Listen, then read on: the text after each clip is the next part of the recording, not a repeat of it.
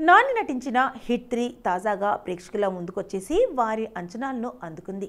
ఈ సినిమా తొలి రోజు ఎంత వసూలు చేసిందంటే నాని హీరోగా శైలేష్ కోలన్ దర్శకత్వం వచ్చిన యాక్షన్ థ్రిల్లర్ హిట్ 3 మే 1న ప్రేక్షకుల ముందుకు వచ్చిన ఈ విజయాన్ని సొంతం చేసుకుంది. తొలి రోజు దేశవ్యాప్తంగా 18 కోట్లు వసూలు చేసినట్లు సినీ వర్గాలు పేర్కొన్నాయి. నాని కెరియర్లోనే తొలి రోజు అత్యధిక వసూలు సాధించిన రెండో చిత్రంగా నిలిచింది. తొలి రోజే $1 మిలియన్ క్లబ్లోకి చేరిపోయింది. దేశవ్యాప్తంగానే కాకుండా ఓవర్సీస్లోనూ ఈ చిత్ర సత్తా చాట్ చేసుకుంది. ప్రీ బుకింగ్స్లోనే హవా చూపించిన ఈ సినిమా విడుదల తర్వాత కూడా అదే జోష్ కొనసాగుతుంది. ఓవర్సీస్లో తొలి రోజే $1 మిలియన్ క్లబ్లు చేరింది.